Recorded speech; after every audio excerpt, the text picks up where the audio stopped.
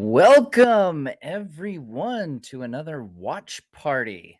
Nice and late today. I saw there's some confusion in the chat, so let's clear it up right now. 30 minutes until episode drop. There is 30 minutes. So wherever you are, doesn't matter what time zone, 30 minutes from now, we'll be watching episode 3. I know there's a lot of confusion because, it's advertised as Friday, which is technically true for the vast majority of the world. But it is for me here on East Coast time, it is at midnight. So, yes, technically Friday. And then for the rest of the US, it's technically Thursday night. But for the vast majority of the world, it is on Friday. So, we'll be getting to it here in about a half hour or so. Yeah. So why don't we I'm going to cover a little bit of news cuz I saw a tweet of special significance today that I wanted to share with you guys. Let me know where you guys are watching from. Let's give some shout outs to your home country, states, wherever you're at. Where are you guys coming from today? And meanwhile, I wanted to share a tweet that I saw that made me smile. Mr. Jed Brophy, one of my first ever interviews here on the channel. If you're not familiar, you should be. Jed played the dwarf Nori, not to be confused with the Harfoot from the current show. Played the dwarf Nori. If you remember, he had like the kind of starfish hairstyle in The Hobbit, and he was a bunch of different characters in the Lord of the Rings films. He's played an elf. He's played, I think he was even a hobbit at one point as like a background extra as a hobbit. But orcs is what you'll no doubt recognize him from in the Lord of the Rings. Snaga is one. If you're familiar, Snaga is the one that says, "Yeah, why can't we have some mates?" And then he gets his head chopped off. And he's the reason meat's back on the menu. So there you go. But Jed tweeted this out today, said, "Can't wait for you all to see what we have up our sleeves, precious. Oh, yes, it will be worth the wait." So it seems like Jed is back on the menu, boys. So we're going to keep our eyes out in this episode for Mr. Jed Brophy, because I have a feeling he might be in it.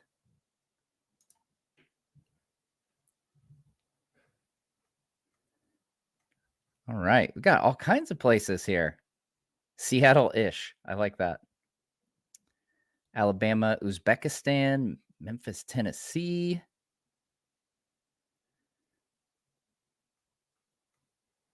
Wichita, Kansas, Czech Republic. Florence, Italy. I wondered if we might get some European friends getting up early in the morning your time. Philippines, Chicago, Michigan, US, Boston, Antarctica. I can never tell when people say Antarctica. I'm like, are you? You might be yanking my chain. Thanks so much for the super chat, D Plastico, watching from Chile at the Blue Mountains of Earth, the Andes. Awesome. Tampa, Florida, Portland.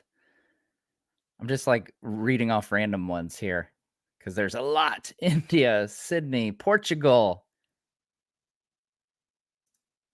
Hey, Wesley, thanks so much for the super chat. Hey, what's going on? Love your stuff. Well, thank you.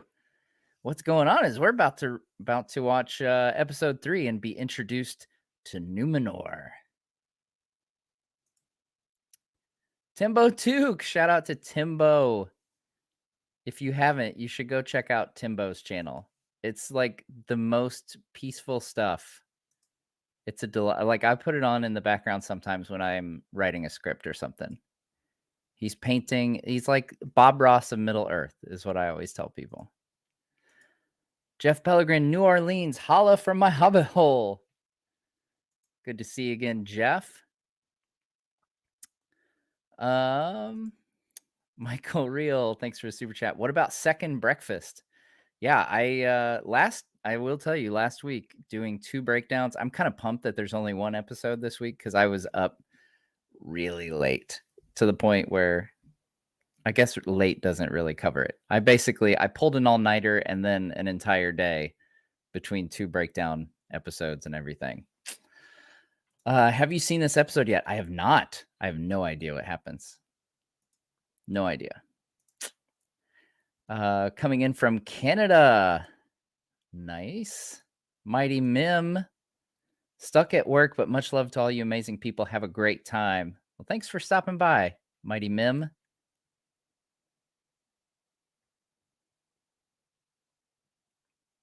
And for those, real quick, I saw a couple people asking how this works. If you weren't here last week, what we're going to do is when midnight comes, Eastern time, so in 25 minutes-ish, you'll have to have your Prime Video pulled up on a different device. So like on your TV or a different screen on your computer, something like that. And we'll all start at the same time. So yeah, for like an hour while we're watching the episode, there'll be some chatter in the chat. I'm not going to talk through the whole thing because that would be super annoying if I was just talking the whole time. I'm not going to be one of those people that talks throughout the movie, you know? So we'll watch it and then we'll talk about it afterwards. So last time we went for like, I don't know, hour, 2 hours or something afterwards. We had a lot to talk about last time. It was 2 episodes, but that's how that works. Would have loved to have seen Ungoliant last week. Oh, well. Yeah, I think that was like a rights thing. Because I think Ungoliant is only described being part of the attack on the 2 trees in the Silmarillion, whereas in the appendices of Lord of the Rings, it mentions that Morgoth destroyed the 2 trees. So that's where that delineation came in. Unfortunately, I would have loved to see a giant spider as well. One that would make Shelob look like nothing. That'd be pretty epic. Michael Kelly sent a super sticker. Thanks so much, Michael. Yeah, as Dirk said, don't forget to hit that like button, folks. We got over 1,200 people. Very nice. Thanks for joining in, everybody. Watching from the Selkirk Mountains in southeastern British Columbia, Canada. Well, thank you so much, North Risend. Some folks from Brazil. Can't wait for Numenor. Yeah, you guys pumped for Numenor? It looks pretty awesome. Like between that and Khazad-dûm, I feel like those are kind of the 2 like pinnacles of what we've seen from this show as far as locales, I think. Your channel is the only thing that makes me give the show some chance. Keep up the good work. Thanks so much for the super chat, Arispo. Yeah, I mean, you've got nothing. I always look at it like you've got nothing to lose by giving a show a chance, you know, or a movie for that matter. It's just the time that it takes to watch it. Yeah. That's like I watched what was it I watched the other day? It was that movie with Sylvester Stallone where he's like an old superhero or something. It was pretty bad. It was pretty bad. But, you know, sometimes you just roll the dice. I did laugh because there's like, I don't want to spoil it, but like there's a part where a character like forges a hammer and it's like he pours his hatred into it or something. I was like, oh, that sounds a little familiar. Julia, thanks so much for the super chat. Super excited. Fintrago, been around the channel for a long time. Fintrago, weekly reminder that Feanor did nothing wrong. Oh man, I look forward to that weekly reminder, that weekly opinion of yours there. Faceless Hurdle, thanks for the super chat. Australia, absolutely love your stuff, mate. Thanks so much. Thanks for the super chat, Australia. So you guys, let's see here. If I'm not mistaken, you guys are almost like a full day ahead of us, right? I think. So it's like So it's like Friday evening-ish there? Something like that?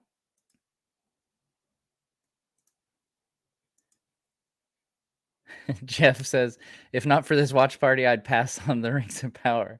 Well, I'm glad that, at least the watch party is worth it at the very least, right? Thanks for the super chat, by the way. Prophet of the Eighth Legion, just sub now, build me an army worthy of Mordor. All right. Thanks so much.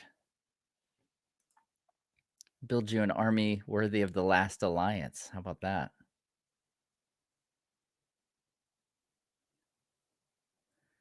Could Theo be the mouth of Sauron? This is an interesting hypothetical. I doubt, well, the time compression thing's kind of, throws a kink into everything because you don't really know. But I, hmm, I get the sense that the mouth of Sauron is not like an immortal being. It's very mysterious. We know he's a black Numenorian, so he's loyal to Sauron. He's one of those after the fall of Numenor who's loyal to Sauron, but that's a wide range of time that he could have lived. Connor, thanks so much for the super chat. Love the channel from Farmer City, Illinois. And Wesley again, what's with the Hogwarts castle? It's a Lego Hogwarts castle that my kids and I built, and that shelf is pretty much the only shelf in our house that can adequately hold it in place without it significantly leaning off the edge or being too close to the ground for our 2-year-old to grab a hold of pieces. And Legos and 2-year-olds, it's just not a good combination, folks. So yeah, we try to, and it fits, yeah, like everything else in this room pretty much is Lord of the Rings. And then there's the one ginormous Hogwarts castle right next to it. You can't see it right now, but there's a Lego Orthanc. And shout out to friend of the channel, Caleb Brimbor, who sent it to us. But we made that and recorded making that, did a trivia build over on the second channel, Nerd of the Rings Arcade. I should have thought of this to have the link handy, but maybe one of the mods can grab it, to the link to Nerd of the Rings Arcade. I'll be posting that sometime here in the next few days, definitely within the next week, our build of Lego Orthanc. Jedediah Helling, thanks so much for the super sticker. Jack Smith, thank you. Man, this chat is hopping. I love it. 1,500 people. Make sure you hit that like, fellas and ladies, everybody. Jeff Pellegrin, from movie you gave a chance. I'm not the good guy. I'm the bad guy. Okay. I'm trying not to like spoil it for anybody who does want to watch it, but I will say the twist in that movie, I predicted about 8 minutes in, and I'm not usually one who like thinks too hard on movies like that to try to figure out twists, but it was just so obvious. I couldn't miss it. Like, I don't go into everything like I go into a Middle Earth adaptation where I'm trying to like analyze every frame real time. I figured with a Stallone movie I was safe to like shut off my brain for a bit and just watch it. Yeah. But even in that state, it was pretty obvious what was going to happen. Venom82, thanks for the super chat. Hi, Matt. Great work with the channel from Kitchener, Canada. What Tolkien materials does Amazon have the rights to and can use in the series? So what they've said is they have The Hobbit, The Lord of the Rings, and that includes the appendices of The Lord of the Rings, which if you go to the back of your copy of Return of the King, you'll find the appendices, and there's a lot of basically like histories and notes, and that's where a lot of the family trees are and stuff like that. So we get outlines for all of these things, but there's not like a Fall of Numenor story the way there is like the story of the Lord of the Rings, for example. Like a lot of Tolkien's second age stuff is not. It's basically the least fleshed out of the three main ages. Um, so yeah, there you could definitely tell. I feel like in the prologue last week, like the prologue sequence that Galadriel narrates in episode 1, you got like visual homages to things like the Oath of Feanor and stuff like that, but it wasn't those things. And you could tell they really glazed over stuff, and like Beleriand wasn't on the map, which would have been where they actually sailed to. So there's things where you can tell they're either simplifying it or they don't have rights to it. So like I don't know if they would even have the rights to show a map of Beleriand. So they might have had to just go with Middle Earth. So, but yeah, that's in general. There's rumors that they can like request more things, but they're probably going to be minor things. Like they're not going to go and request the Beren and Luthien story, for example, because the Tolkien estate would be like, no. That's like I think that, any of those Silmarillion stories that were the main body of the stories in the Silmarillion, they're going to hold on to pretty tightly, I think. Jay Laugh, thanks for the super chat. Hello, fellow Tolkien nerds. Love this channel. Thank you so much. Shout out to new member Frida. We're down to like 15 minutes here, folks.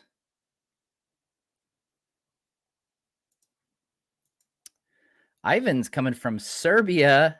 5:38 a.m. Most welcome study break. Wow, you're taking a break at 5:30 a.m. I wonder how late you've been up. Holy smokes. Or how early you got up, I should say. I'm glad you can join us. And thanks for the super chat. Michael, got my pipe filled and Amazon queued up, ready to enter Middle Earth. Very nice. JK, when Arondir was snatched by the orcs in the tunnel, my 9-year-old daughter jumped off the couch and yelled, "No, not the hot guy." Oh, goodness.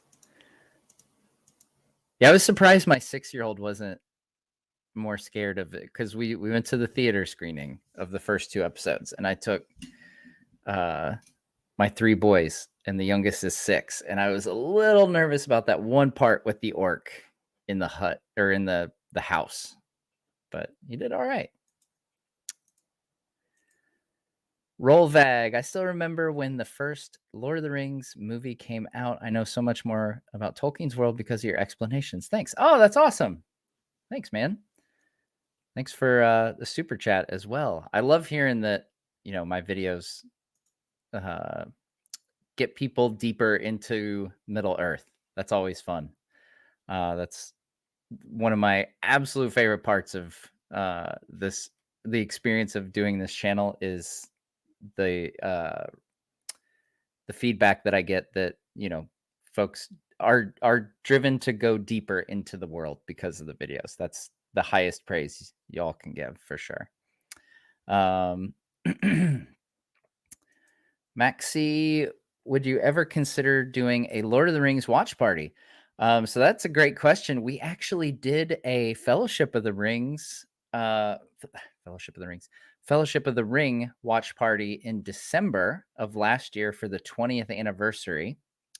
And this December, we will do one on the 20th anniversary of the release of The Two Towers. So I haven't scheduled that yet because that's still, a few months out, but sometime in, early December, I'll get that scheduled, start putting it out there. But yeah, it was a fun time. We had some friends of the channel. We had the guys from Prancing Pony Podcast, and Yoyston from Men of the West, and Caitlin from Tea with Tolkien, and Cliff from The One Ring, and I might be forgetting one or two people, but yeah, we had a great group, and it was like a fan commentary, which was pretty cool. So we watched the extended edition, just like this, where we all queued it up. But that time, since we've all seen it a bajillion times, we did talk through that one, so a little more interactive on that. But yeah, so you have that to look forward to in December. Two Towers. Julia, thanks so much. Shout out for the new member. Dirk says that Feanor did nothing wrong. You guys, these Feanor apologists here. Johnny Barnes, shout out to Johnny. Welcome, welcome. Jake says, just want to say I love your channel. I gotta say, Thorin, my favorite character in Middle Earth besides Sauron. Man, Sauron is that high up there, man. You like the baddies, uh-huh. Uh-huh. Yeah. Thorin's pretty great though. Thorin's a good character. Tyler, thanks for the super chat. Is there something in Middle Earth that is not available for Lego that you would like to see available? Oh man. Well, now I know what I'm talking about for the next 10 minutes until the show starts. No, I'm just kidding. Gosh.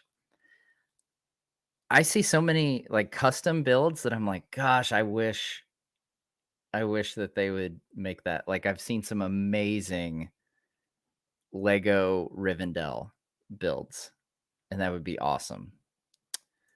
Oh, is Cliff in the chat? Shout out to Cliff. Cliff's a good guy. There he is. And Clueless Fangirl. This is quite the merry gathering here. Yeah, I would say so Lego Rivendell would be awesome. Because they do have, you can see I've got Bag End right there, Lego Bag End. Yeah, I would say either Rivendell or Minas Tirith would be really cool.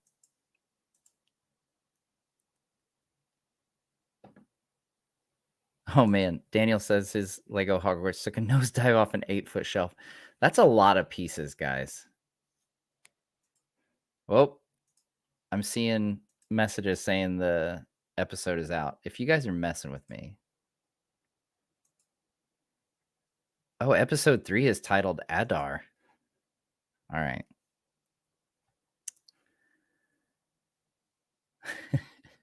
Jamel, thanks for the super chat saying that you want a Tom Bombadil $1 billion episode or series.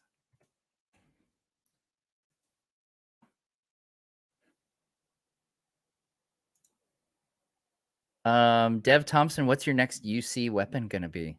So it's not actually going to be a weapon. It's going to be a helm. And it's the helm of King Theoden. So yeah, I'm really pumped about that one. I've always loved Theoden's helmet, and I just got word that that will be the next one that I'll be featuring. I don't have a play button yet, folks. Do you guys have a play button yet? It's still showing unavailable. I see Adar is the title of the episode, and we've got Elendil. Speak Easy, thanks for the super chat. Okay. I'll keep refreshing. We'll try to make sure we got good numbers. Yeah. I love how half of you say it's out. Half of you are like, nope. I had to close my browser the other day and redo it. So 1 hour, 9 minutes.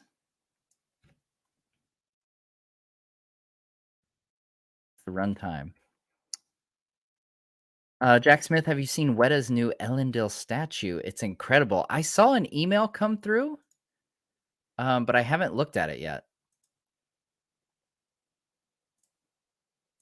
Yeah, I still don't have a play button.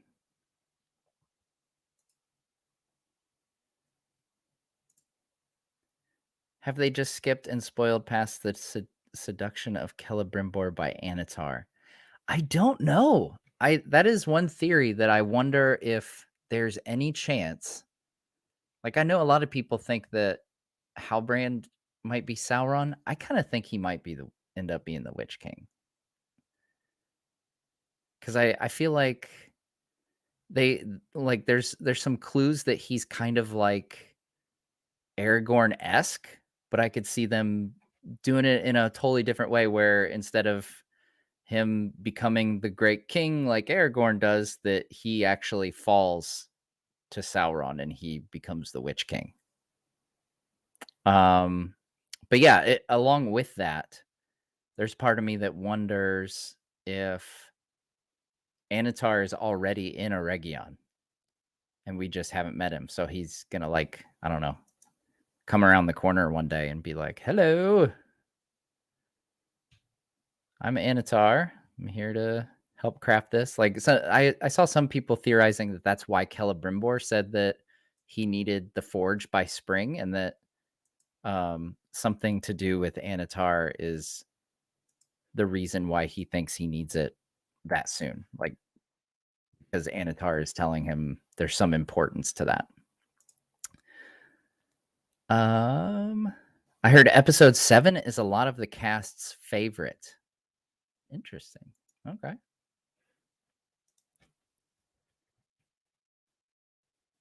I'm refreshing, folks. I'm looking for it. I don't think everybody gets the play button at the same time. I don't know how you guys get the play button early. Some of you guys. Yeah, it's still showing unavailable for me. Halbrand as Sauron and Numenor with no ring yet? Question mark. Thanks for the super chat, Gabe. Yeah, I did see that's part of the reason why I don't think it makes sense, because then you're gonna have Sauron go to Numenor twice in different forms. I don't know. I'm on Team Witch King with Halbrand. Rayjun, thanks so much for the super chat. Love your video about the 2 trees from the Philippines. I hope I said your name right. I apologize if I did not. And thanks for the super chat, by the way. J Dale, isn't there supposed to be 5 seasons? Yes, there are supposed to be 5 seasons. A planned 50 hours total of television. Men of the West is in the chat.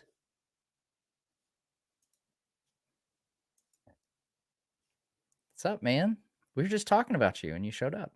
How about that? We'll definitely have to have Yoiston on for one of these if he stays awake late enough. Wesley, you think they would get the rights to Silmarillion and just have everything at once, as it's kind of a textbook of Middle Earth? Yeah, I mean, that would be the ideal, to get the rights to Silmarillion. I just think that the estate is rightfully so very protective of those rights to the Silmarillion. I just don't think that they're gonna. I mean, I do wonder if this series ends up going over well overall. Like, I still think it's too early to tell how it's goes. You know, you like at least a full season to see like how people respond to it and everything, and how they feel the estate feels like it went this process.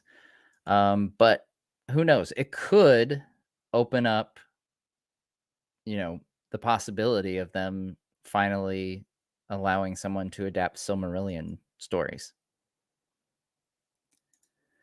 Christian asked, what does the hat say? I get that about, a couple times a stream.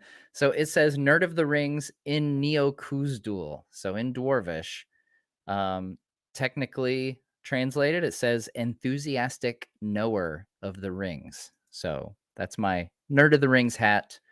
It's available on my Teespring store if you're interested in that. Yeah, it's a fun one. This one is actually, let's see here. Yeah, Jed Brophy signed it at Comic-Con while I was talking to somebody at the One Ring booth. He randomly came up and signed the side of my hat when I was talking to somebody else. It was it cut me off guard. Yeah, it's not often that you have someone writing on you when you're talking and not paying attention. Darby, thanks so much for the super chat. The stranger is a Balrog. My ex is one and she knows. That's it's an intriguing theory. Like the whole thing with the fire, not the fire and the coals not being hot. Yeah. If it's someone evil, it kind of narrows it down to either Sauron or a Balrog. I'm getting a message from moderator Keaton that he's got the play button. Oh, I've got the play button. Finally. All right. Okay. I'm going to give you guys a couple minutes here to get queued up. We've got the play button. So we'll get ready. So get it queued up, 0 seconds, hit pause.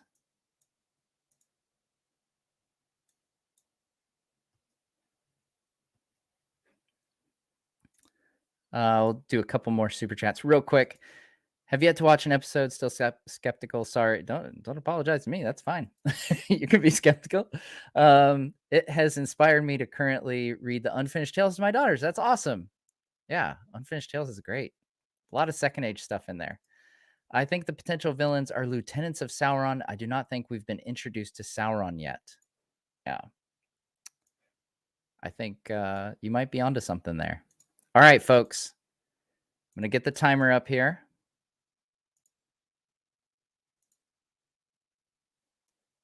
There we go.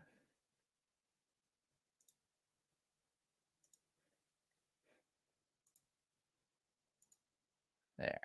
Okay. All right. We'll count it down. I'll give you a 10-second count. And we'll see what we got. Let's go to Numenor, folks. All right.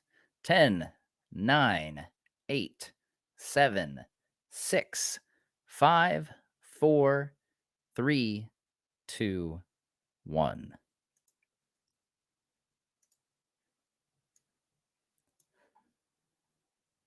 No, do not skip the recap because that'll mess up our timing.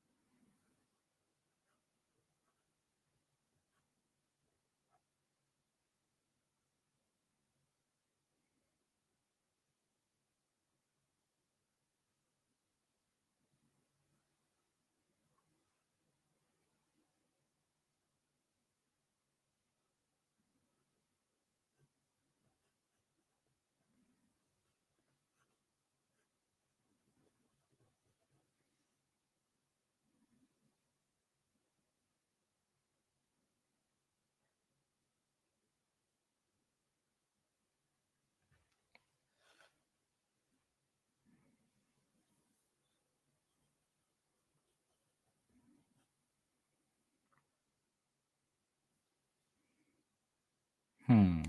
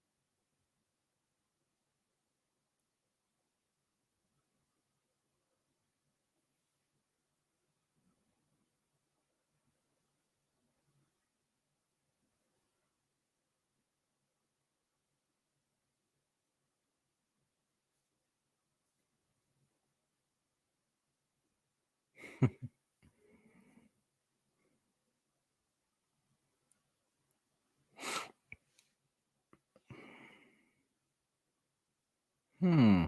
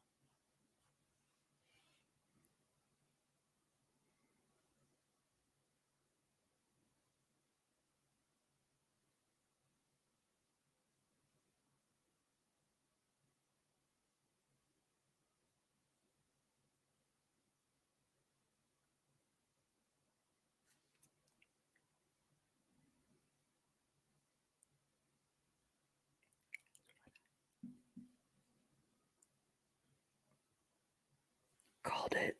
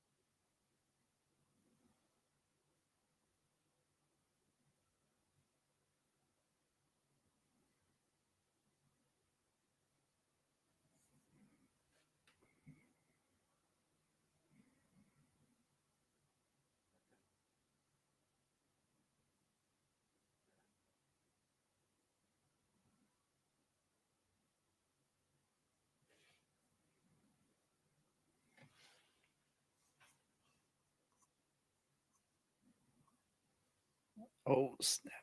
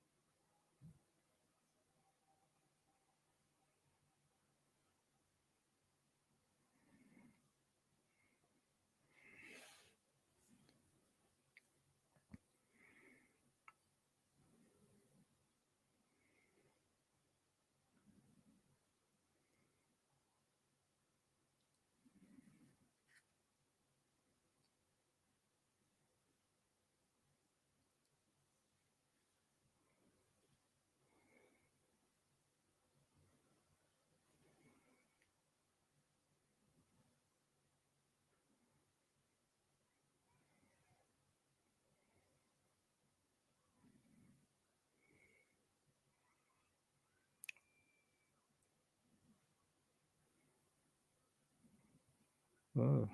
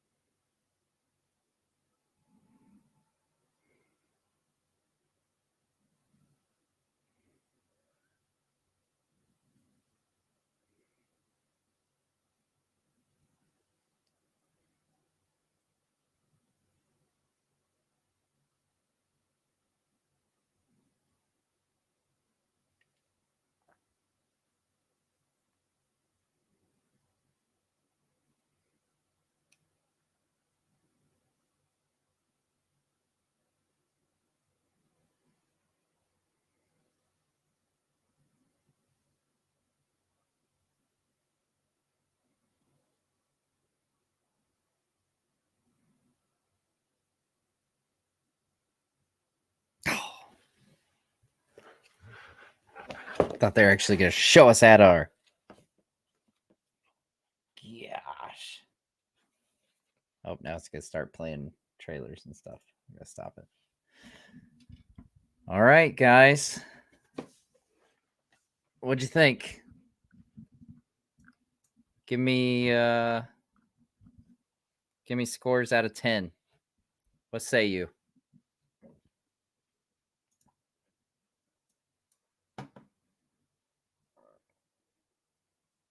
Yeah, I was right about the map, right? Right?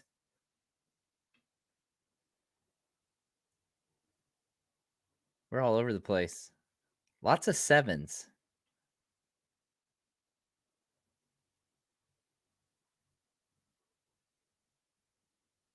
All right. All right. Still 1,200 people here. Nice job, guys. This is a good crowd. Let's see here. Man, so first impressions. I was taking notes.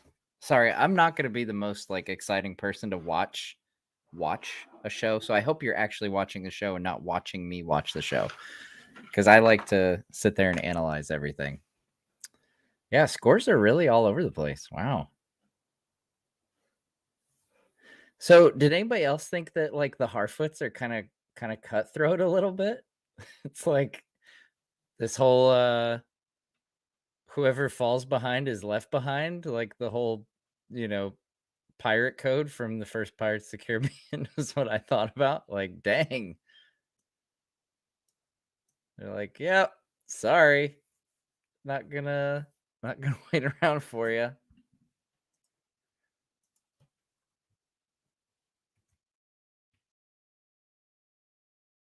First I thought it was gonna be like a jovial speech, and I was like, "Oh, this is gonna be just like Bilbo's speech, like call back to Bilbo's speech." Is like, nope, they're gonna read off everybody who died. All right, let's get poll question going here.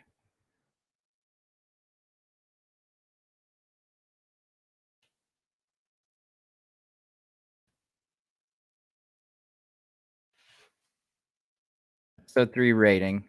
You guys have shared, but I like the polls. The polls are handy.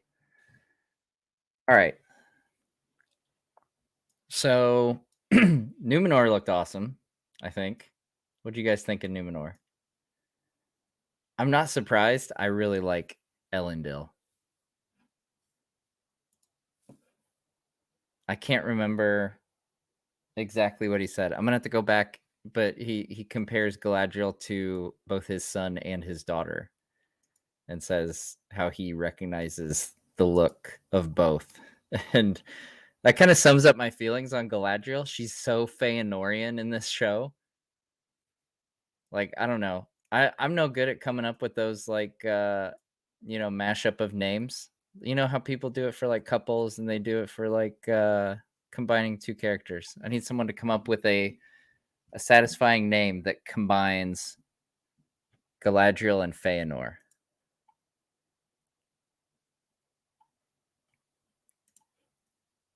Tyler, thanks for the super chat. Makes sense. The orcs would have archers on the outside. Orcs look even better than I thought.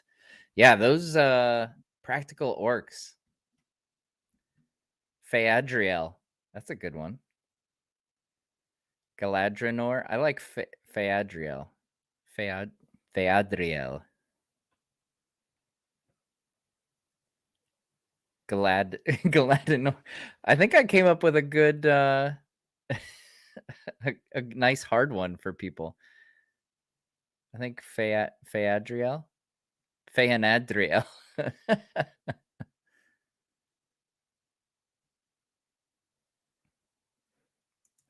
Yeah, I think the practical orcs, man. Did you guys catch Jed Brophy's orc, by the way? I heard his voice before I saw him.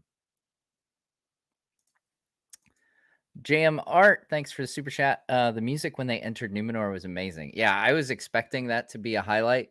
That was one of my favorite tracks from the soundtrack when they released that.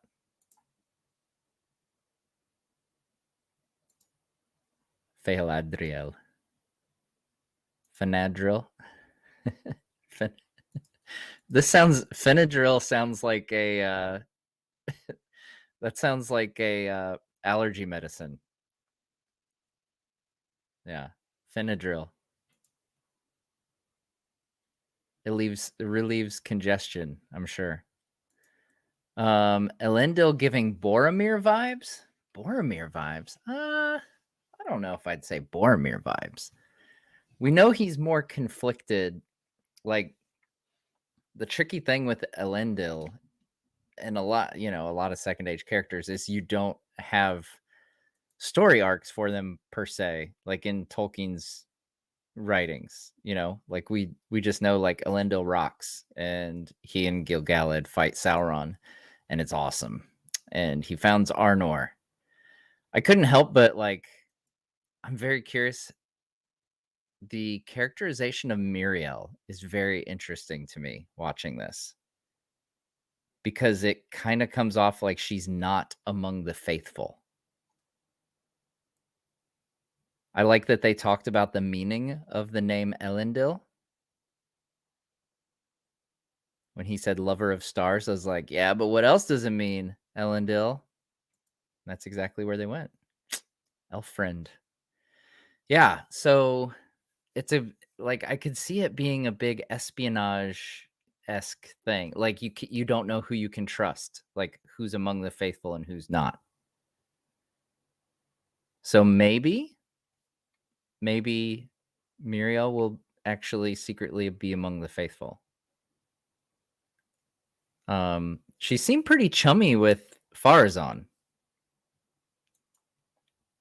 Yeah.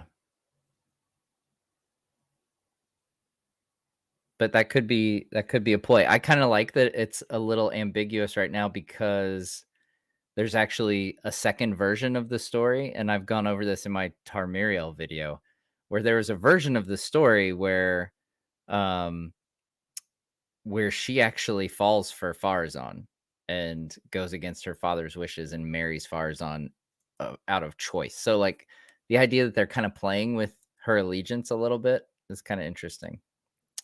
Michael, I enjoyed the reference to the end of The Hobbit, one little Harfoot in a wide world. Oh, yeah. I was so into the Numenor stuff that I was a little underwhelmed with the Harfoot stuff. Except finding out that they leave leave people behind and the dude was giving him a death sentence by putting him at the back of the pack. Like, geez.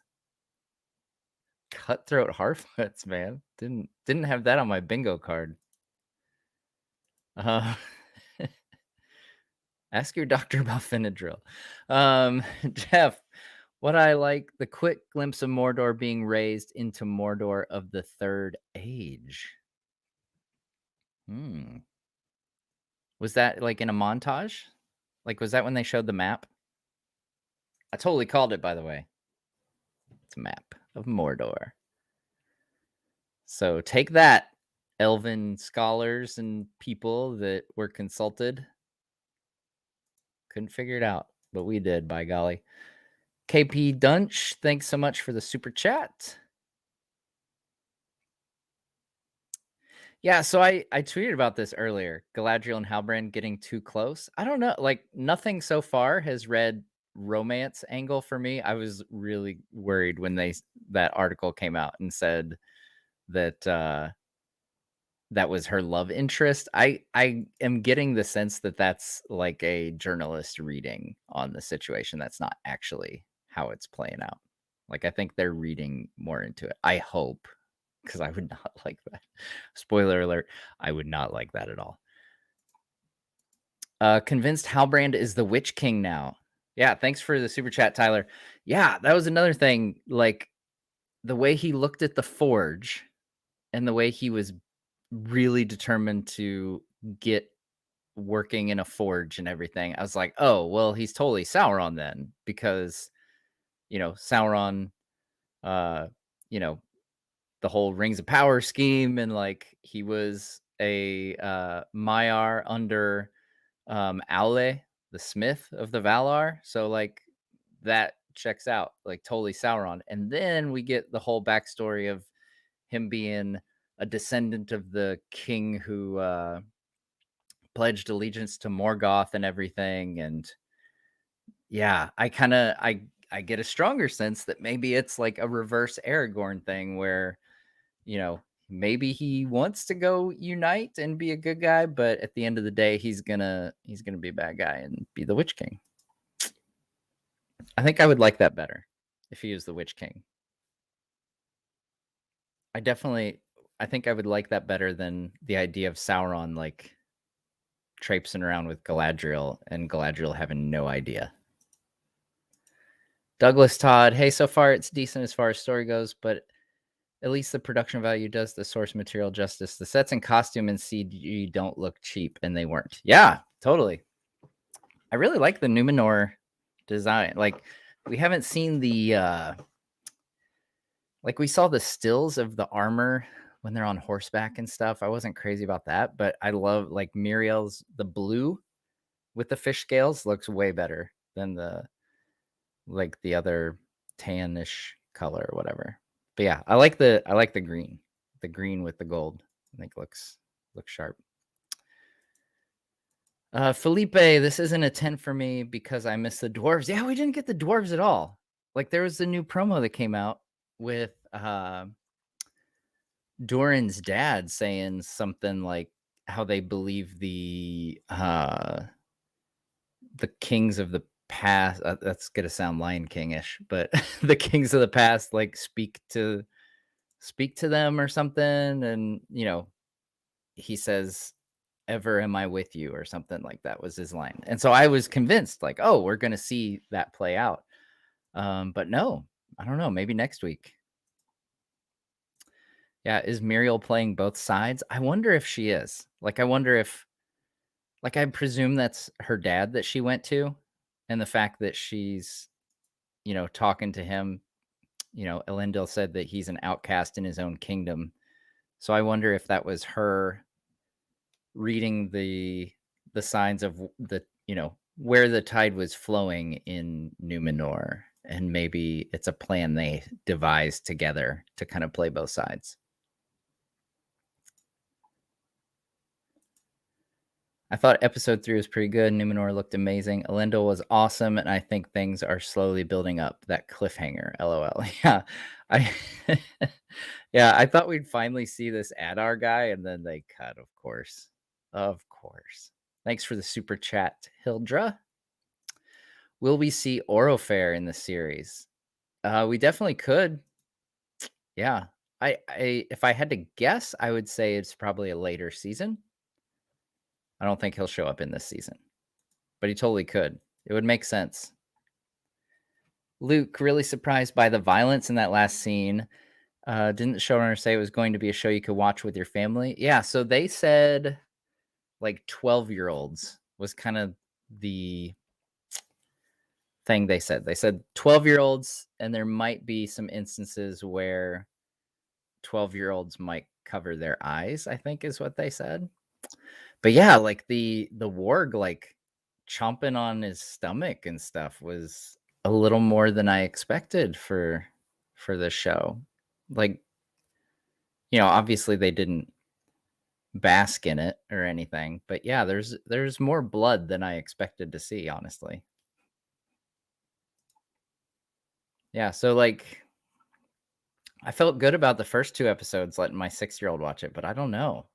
Like I'm starting I don't know. It's a little bloody for the 6-year-old, I think. At this point, we can all agree that Meteor Man isn't going to be Sauron or a Balrog. My money's on Blue Wizard or original character. I don't think he'll be an original character. I think like it would be so anticlimactic for like this huge mystery of who is the stranger / Meteor Man for them to be like, oh yeah, it's just another guy we made up. So I don't think that. Yeah. I'm thinking, I don't know. I'm still thinking Blue Wizard. Like, I still think he's a wizard. I'm hoping Blue Wizard. I'm a little nervous this could be Gandalf. Rick Barley giving the show a chance as a fan of A Song of Ice and Fire. Cool. Yeah, so Rick here, he's a fan of Song of Ice and Fire. So that last scene didn't bother him at all as far as the blood. We know that. Yeah. Y'all who watch Game of Thrones and House of the Dragon and stuff, that's nothing for you guys. Elendil's line, the account of a human spy retrieved from an enemy dungeon.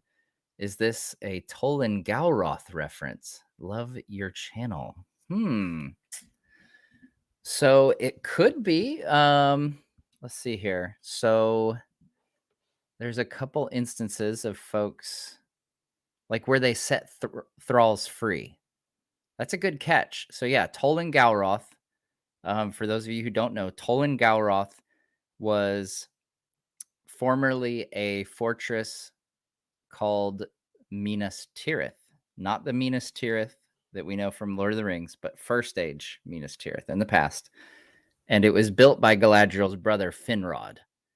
And when Beren goes on the quest for the Silmaril and Finrod goes with him, that's where Finrod in the books dies. And we got a little Easter egg of that with like the claw marks on Finrod's shoulder in the last episode, in the premiere episode.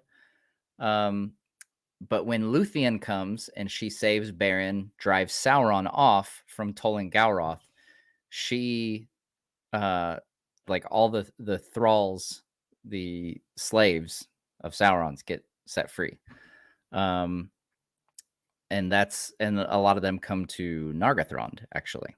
And then Luthien, it's really cool. Luthien basically destroys the fortress, which is legit. It's really cool. And it's kind of reminiscent of what Galadriel will later do to Dol Guldur. If you haven't caught that I think I would imagine I covered that definitely in my Dol Guldur video.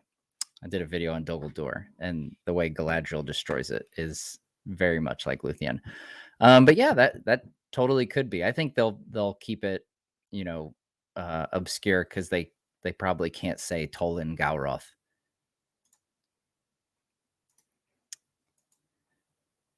All right. Denny FM, Halbrand is Witch King confirmed? ? Thanks for the super chat. Maybe? I don't know. I think we're going to be doing this dance for a while from the looks of it. Like, we're going to be wondering.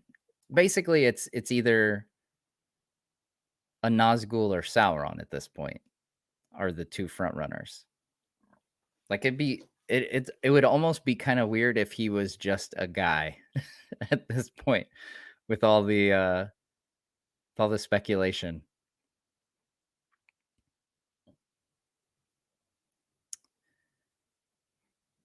Kind of odd Sauron would etch the map into Finrod's skin.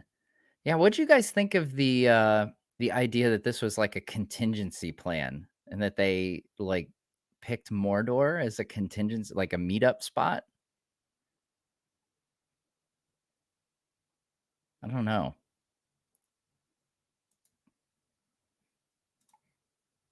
The warg looked like a giant evil chihuahua. Thanks for the super chat, 66 Inc. Yeah, I kind of want to. That's one of the things I want to like watch a little closer. I'm gonna pull it up on the big screen while I write my breakdown immediately after this. I kind of want to see more detail. It definitely looked like a bit more rabid, I'd say. A little less well cared for. It's like a Chihuahua crossed with Ugly Sonic a little bit, maybe. Elf got shot by arrows. Check out the background. Oh, so you're saying when he gets shot by arrows, check out the background. I saw the orc archers in the distance. Is there something else we should be looking for?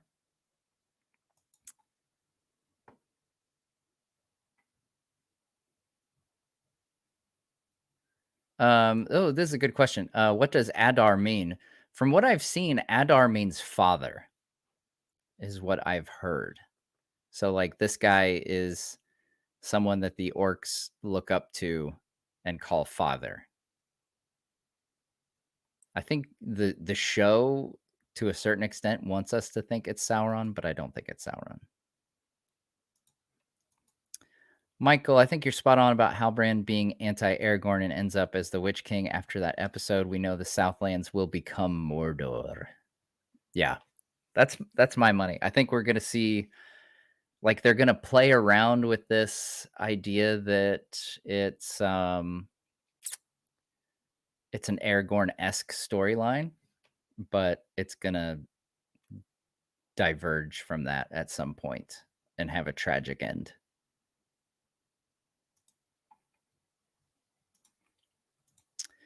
The Chain, thanks for the super chat. What's your rating on this episode? I liked it much more than the previous ones. Also, Halbrand could be Heremon.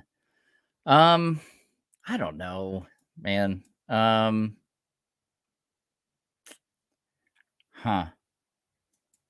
I like the vast majority of this episode. I feel like I've got to watch it again before I try doing any ratings. Yeah, I don't know. I was a little more annoyed by the cuts to the Harfoots this time than I was in previous ones. Because I was so ready for Numenor stuff. Yeah. So yeah, I don't know. It's somewhere in that 6 to 8 range that most of you guys were saying. Yeah, like I it'll be interesting to see when like season 1 is done, like in retrospect, how we feel about a lot of these episodes.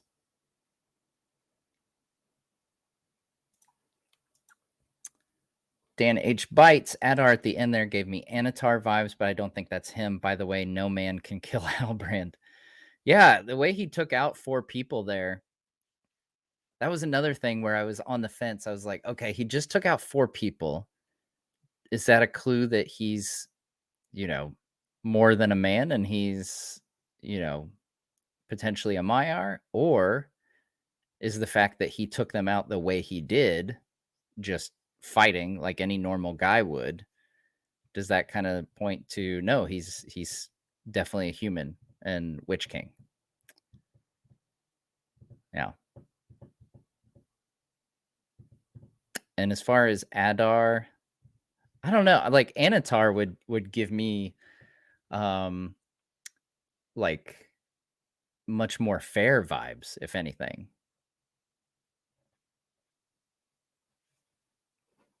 Yeah.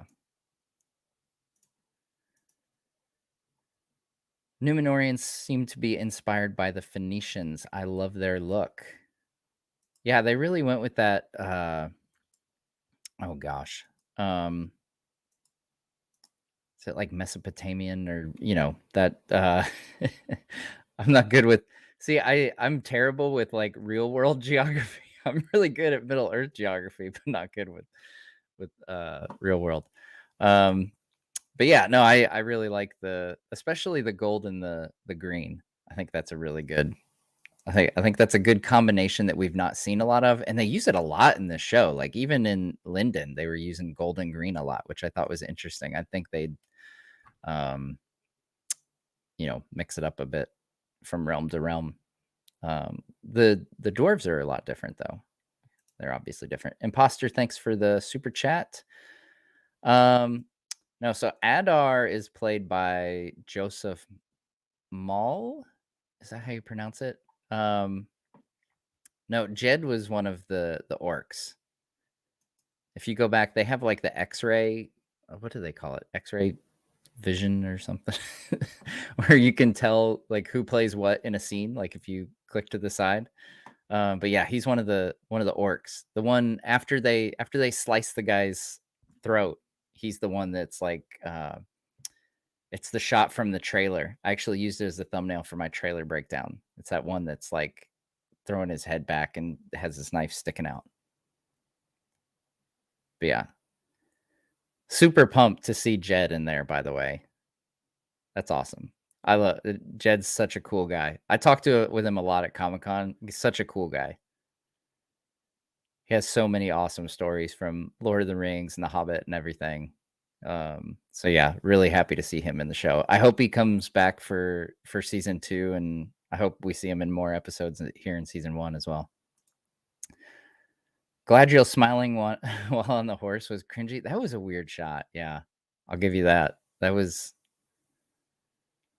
like, especially consider like how stoic she has been the entire show, pretty much. Yeah, that one definitely stuck out. Any further signs on who Meteor Man is? I'm still hoping for Blue Wizard. That's my hope. I don't like we didn't get any more.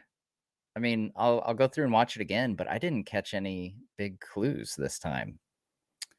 we don't have anything new with the stars. Like the map was still, like he found it on the map that the hobbits have. Apparently, I don't know, maybe because the fire he crashed in wasn't hot, he doesn't seem to understand how actual fire works, so he caught the paper on fire. So, whoops.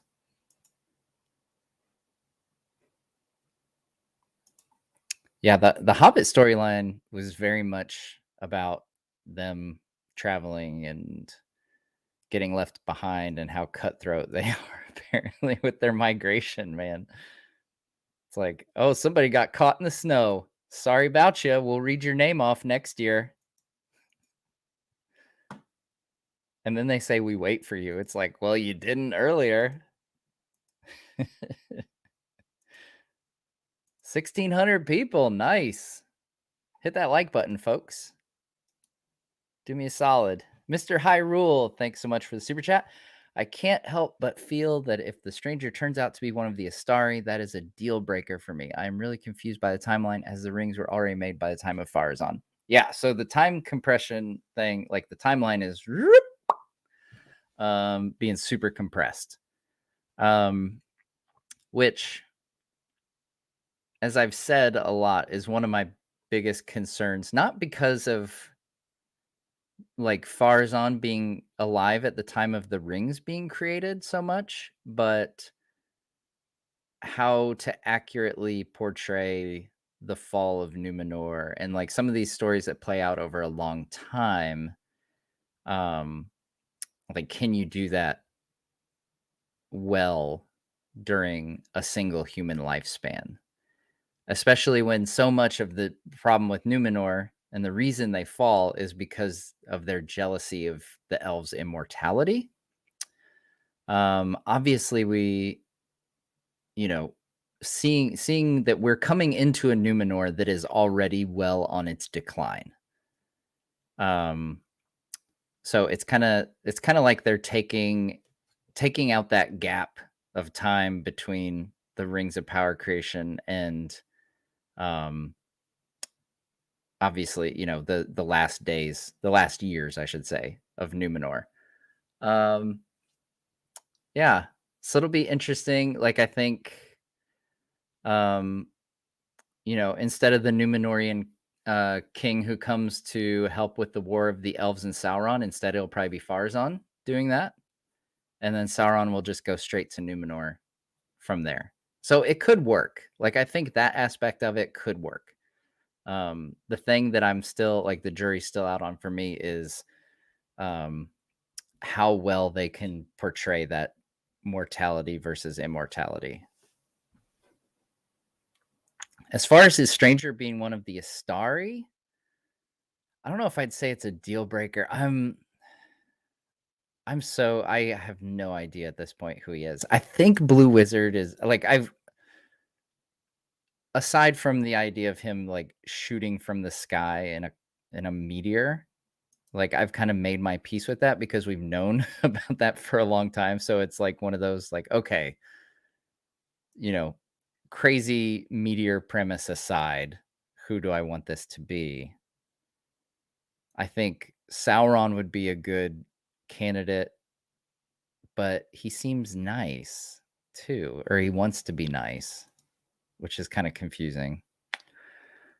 But like I could also see like Sauron is a manipulator and he can create illusions and stuff. But I would have thought he would have been, he would have crash landed in the meteor and said like, "I've been sent from the Valar. My name is Anatar, the Lord of Gifts. Hello, elves." Instead, he's like hanging out with hobbits. And so, yeah, I think Wizard is probably what he's going to end up being. And I'm crossing my fingers, Blue Wizard, because they actually show up in the Second Age in Tolkien's later writings. There's some confusion about that online, but in Tolkien's later writings, the most recent version of the story, they show up around 1600 of the Second Age. Incidentally, the same time when Glorfindel returns to Middle Earth. Johnny, thanks for the super chat. Did Halbrand seem worried Like he knew he couldn't control his rage in his fight scene. Like it didn't seem like he wanted to hit them. Great episode. Yeah, I get. Yeah, he said he didn't want trouble. That kind of whole thing. Like, huh? See, and that's why. Hmm. Like the fact that he seems to be struggling with that. I keep going back and forth between this Sauron and Witch King thing because he seems like a character that's struggling with the evil inside him, maybe. Which Sauron, I really don't expect that from. Like the dude should just like the bad guy should just be the bad guy when it comes to Sauron. Yeah. Witch King. That's what I'm thinking. I'm thinking Witch King, guys.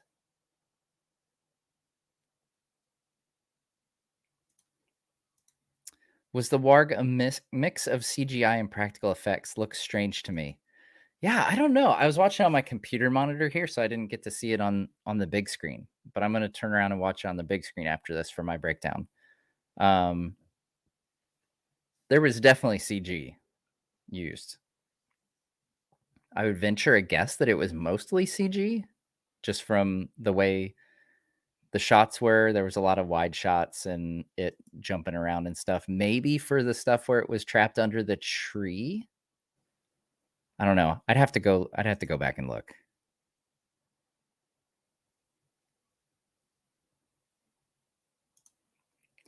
Is Adar Anatar? Also, I'm Team Meteor Gandalf. Thanks for the super chat, Juniper. I don't think he is. Unless they're like Adar being Sauron seems pretty on the nose. Like, even though I think that might be what the show is leading people to think, I think everyone is looking to be tricked by that. Yeah. Yeah, I don't think Adar's Anatar. I think, like I said, he would be more fair. Yeah. He would seem fairer and feel fouler, as Frodo would say. Team Meteor Gandalf. Well, we can disagree on that. That's fine. You can root for Gandalf. I'm rooting for Blue Wizard. John, if they shoehorn a romance between Galadriel and Halbrand or Meteor Man turning out to be Gandalf, I don't think I'll be able to continue watching. I respect that, man. Yeah, the Galadriel Halbrand thing would be much closer to a deal breaker to me than if Meteor Man turned out to be Gandalf. I feel like, yeah, Gandalf coming in early, significantly early, I would not be a fan of. I don't know if it'd be enough to make me stop watching it. I just think it'd be a little too fan servicey, like casual fan servicey, like not hardcore fans. Like, because, you know, I don't think, the hardcore fans are clamoring for Gandalf. But it would just feel like an easy, you know, it's an easy thing that like casual fans and people who have like very little, familiarity with Lord of the Rings probably know Gandalf. Yeah. So I'm really hoping Blue Wizard, and I'm really, really hoping there's no Galadriel Halbrand romance. I don't think like what I saw today, if like people watched like this episode and thought that that was like romantic stuff, I don't know. I would disagree with that. I don't think there's any romantic stuff in this episode, at least. Nerdy Multiverse, thanks for a super chat. Do you think there's a chance that Thranduil could make an appearance? Yeah, absolutely. So he does take place in the War of the Last Alliance, which would be presumably season 5, end of season 5. So it could happen. Same with his father, Orifair.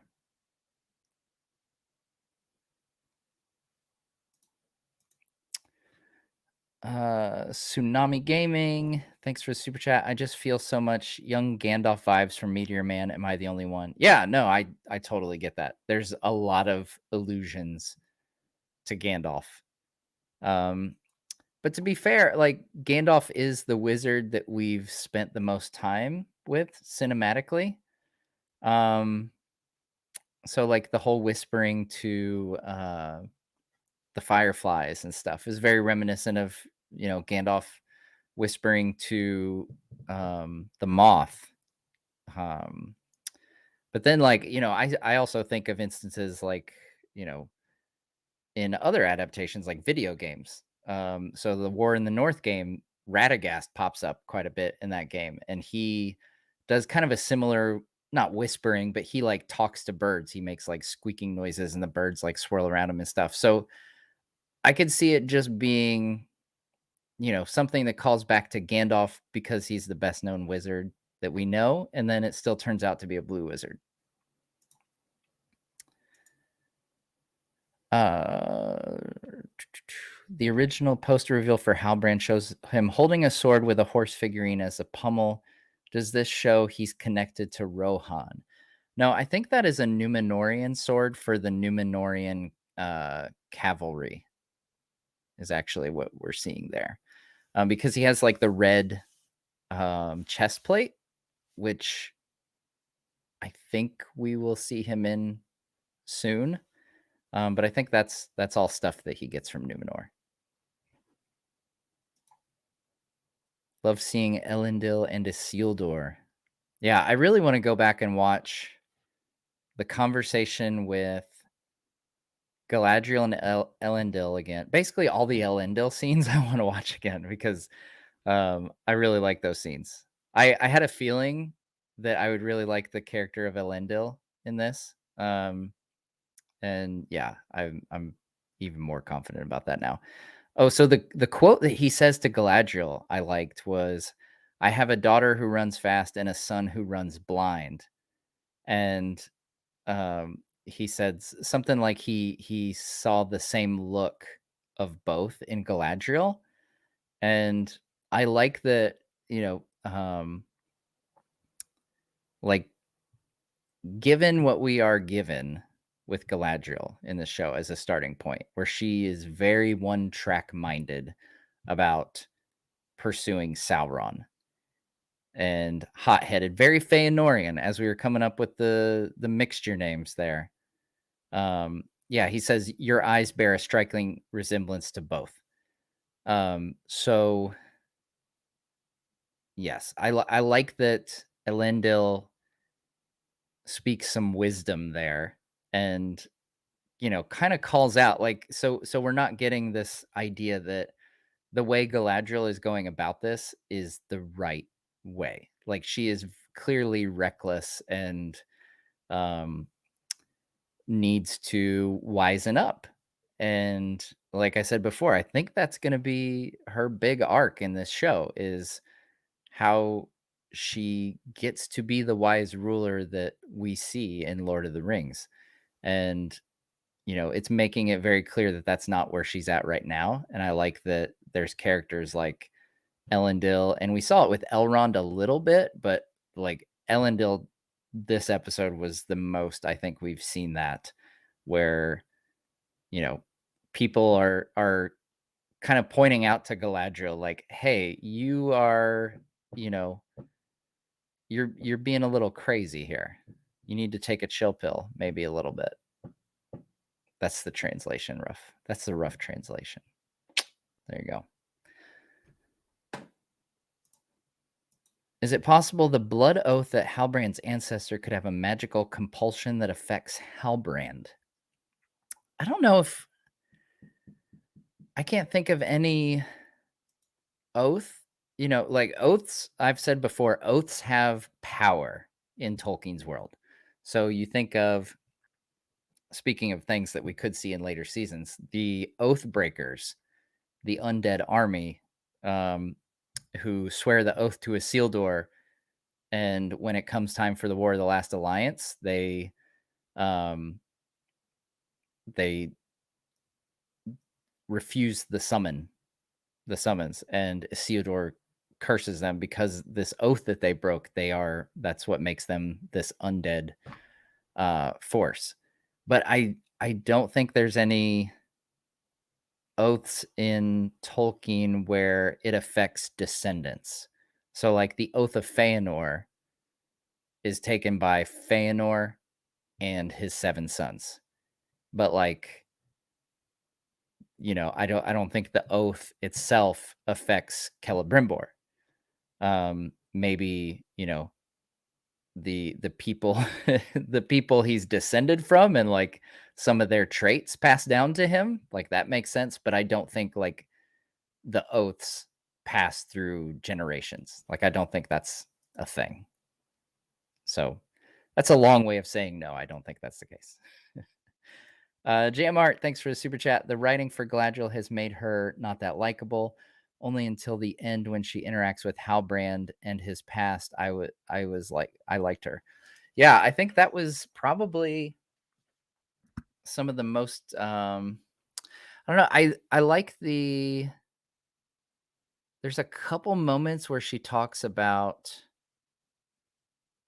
the trees and sailing west, like with Elrond when they're looking at the tapestry of a ship sailing, and they're talking about sailing into the west.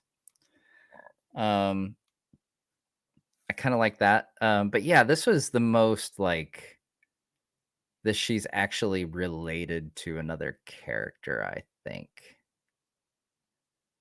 and we actually got some back. Like we got enough that intrigued me about Halbrand. I was kind of like very meh on him especially when they released like promo images and stuff. I'm like, who's this guy? Like, I don't know this guy. Why should I care about this guy? And now, like, I'm a little bit more intrigued with his backstory and stuff, especially, with the Witch King theory out there.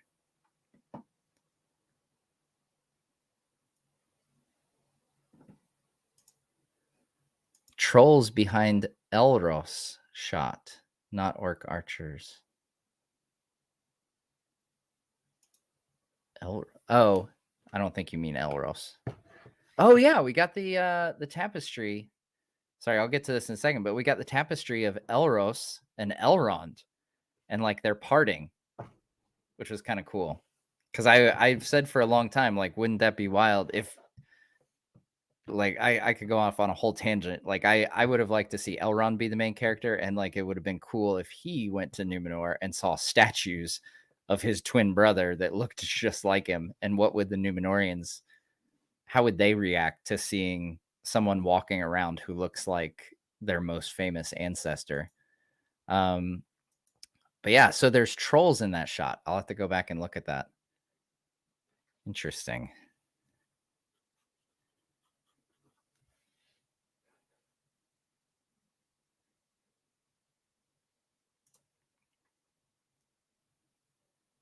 Oh yeah, and we saw Isildur, obviously. We haven't really talked about Isildur. I'm actually enjoying the wholesome hobbits. Awesome. Thanks for the super chat, Hawkeye.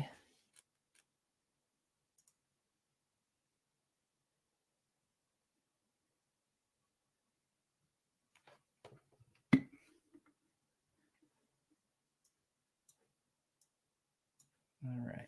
Let's do a poll question here.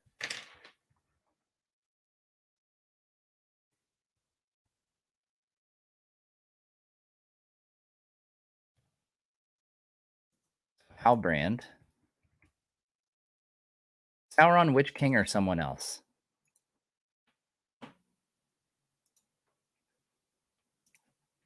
Let's see it. See what you guys think.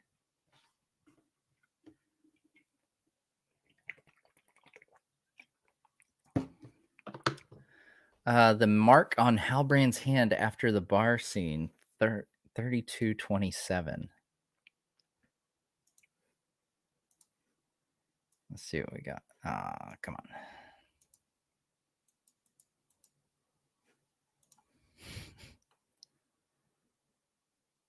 Oh, they've already got a preview out for episode 4.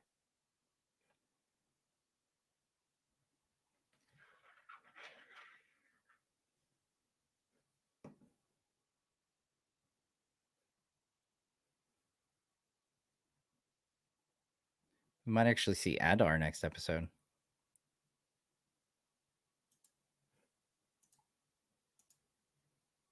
Oh, come on. I'm trying to pull up episode 3. It keeps like popping up at the very end, of course. Here we go. All right. What time code? 3227.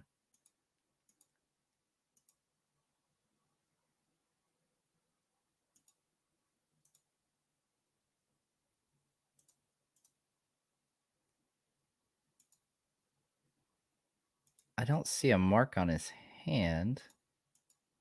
Oh, yeah. Okay. Yeah, there's like a burn on the back of his hand.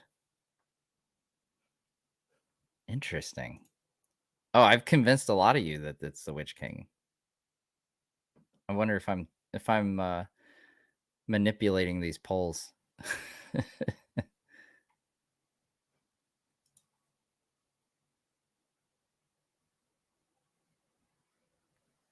Yeah, that's a good catch. I'll have to bring that up in the breakdown. He's got like a burn on the back of his arm.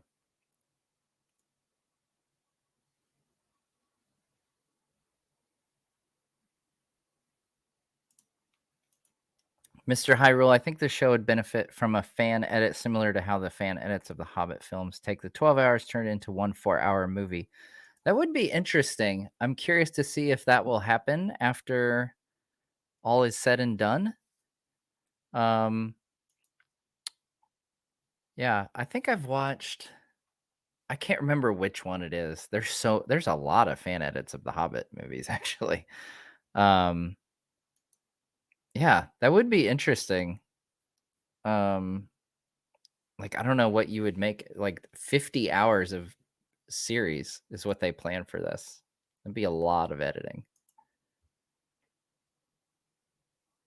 Unless they do, maybe they like if you tried to turn each season into like a 2.5 hour, 3-hour movie or something, maybe. Dylan Bates, Meteor Man is Earendil. He fell off. Okay, so it was interesting to me. This made me think of something else that I wrote down. So Sadik, um, like the Chief Harfoot guy, he mentioned that he had heard of people turning into stars, which is obviously a reference to Earendil. But my question is, how would he know the story of Earendil? The hobbits don't enter into like the histories of elves. Like presumably they've never met elves, or at least not enough to like be noted by elves to know of them and stuff. It's like, how the heck would he know about the story of Earendil? Matthew Mora, what was Isildur talking about when wanting to see the Western Shore? Okay, so the Western Shore, I'm going to pull up a map. Big surprise, I know. Let's see here. Numenor map. Okay. Any excuse to pull up a map. All right. All right. So, map of Numenor. The west coast is over here would be the port of Endunier, which is the lords of Endunier are the line of Elendil. So his ancestors were their his father before him, that kind of thing, were the lords of Endunier, and they are among the faithful Numenorians. And so from talking like in the background, you kind of get hints of this in this episode. Basically, the history here is that in this adaptation, Elendil is a widower, and so he's a father of 3 kids. They made up the Aarion, I believe, is the daughter's name. But they even name dropped uh, Anarion, who is the younger of the 2 brothers. Isildur's the older, Anarion's the younger, and you get the sense that Anarion has gone back to this western coast. Um, and they are probably I'm guessing the quarter day ride thing, I'm guessing is them going from Armenelos to Romina, I think. I don't think that, uh, Elendil would have taken them all the way to the west, because then that's where we get the hint that Anarion is, so I would think he would pop up or something. So my guess is they live in Romina, or maybe they had come back to Armenelos. I don't know. They didn't really say like what city they were going to, but my guess is where we saw the hall with all the scrolls is probably in Romena. And I think, yeah, I think Isildur is wanting to go there because that's where his brother is. That's my guess.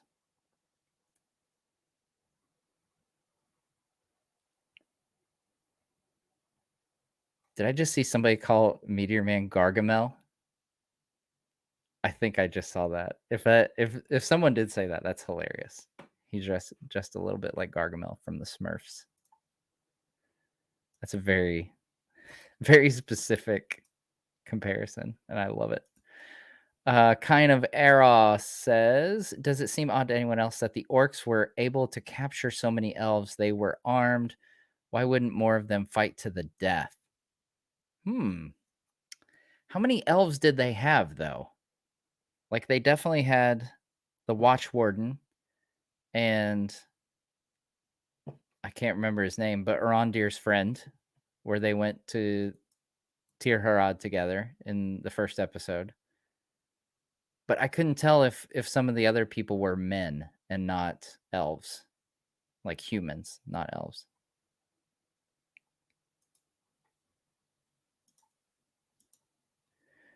David Fair, how upset would you be if Meteor Man is Gandalf? Look, I know it's heresy, but I'm kind of hoping that's the case. um, it would annoy me. Like I said, I don't think it's like I wouldn't stop watching over that, but it would annoy me a bit if it's Gandalf because the Blue Wizards are right there and there's so little known about them. Like what I've said before is in one version of the story, they come and they fail at their mission and they like start magic cults and stuff. Like totally botch their job of fighting against Sauron. And on the other side, they're instrumental in making sure that the like basically he says, without the work of the Blue Wizards, then the East would have outnumbered, or the forces of Sauron would have outnumbered the West when Aragorn and everybody when they win the War of the Ring. So they range from like completely botching their their job to being instrumental in the downfall of Sauron. So you have like a huge gap there to play with.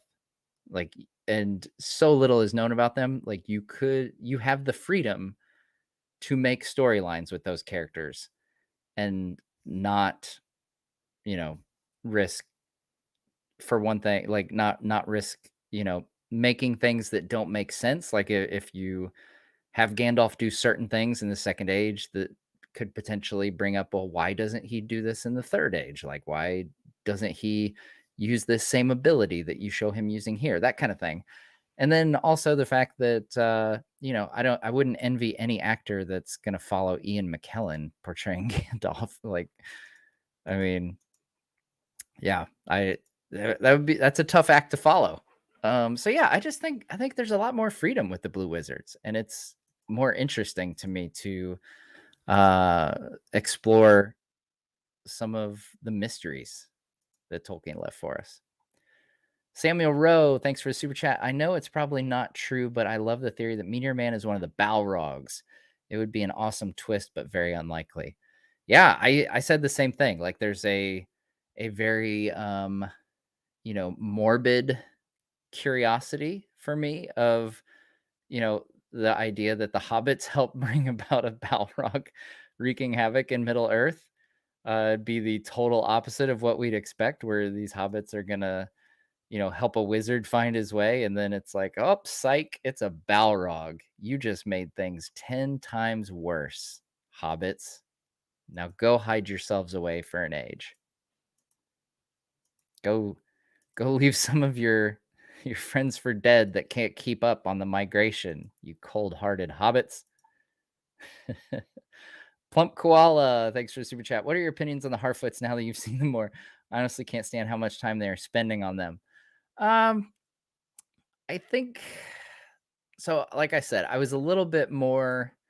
I don't know if I'd say annoyed, but I was much more interested in the Numenor storyline than like the uh migration stuff with the Harfoots and stuff like that.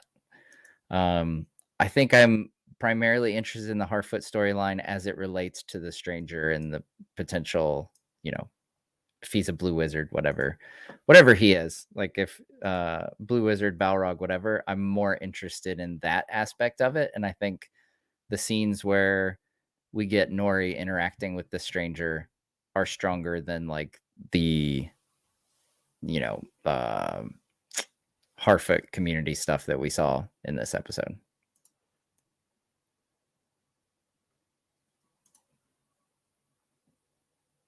Bubble Hulk.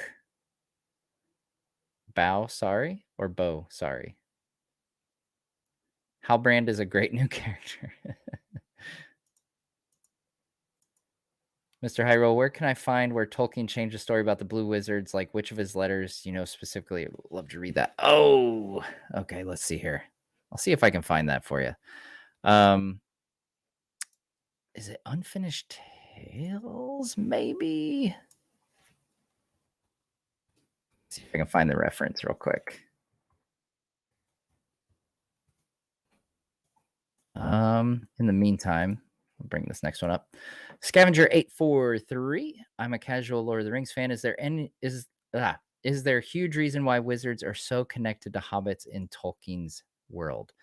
Well, so all of this stuff is made up. So like the only wizard that's connected to hobbits is Gandalf, and it's an unusual thing that he has this affinity for hobbits. Like Saruman, he would not see the use of them. Like the only thing he does is take over take over the Shire. Yeah,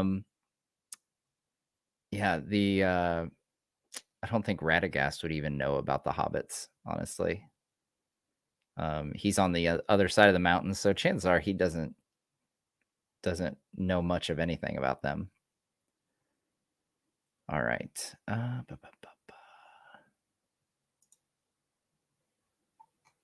Okay, so it is in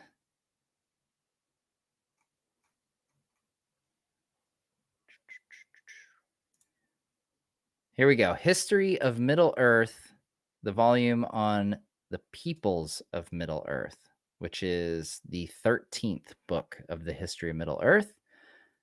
Specifically, the chapter called Last Writings will tell you about the Blue Wizards arriving in the Second Age.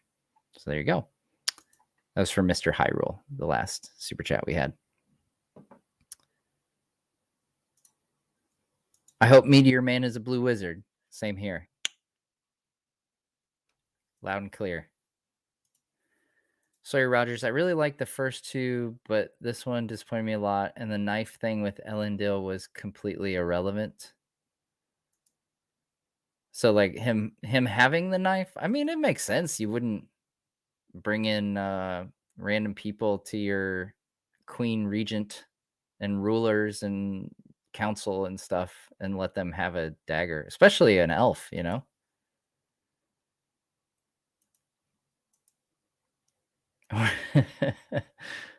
That's a great question. Papa Revan, where is Celeborn? That's a great question. I have a feeling we might not see him until season 2. I really thought the love story of the show would be like the canon love story of the show would be Elrond and Celebrian. But obviously Celebrian isn't even a twinkle in Galadriel's eye, as they say right now. Tsunami Gaming. I only think Gandalf because I think it'd be easy fan service. Yeah, but like I said, it would be like casual fan service. You know, it'd be like honestly, it'd be kind of cheap fan service to make it unless there's like some really good reason or like really good. I mean, all of this is contingent upon it like being a really good story. Like if it's a really good story, then I could probably get on board with it being Galadriel.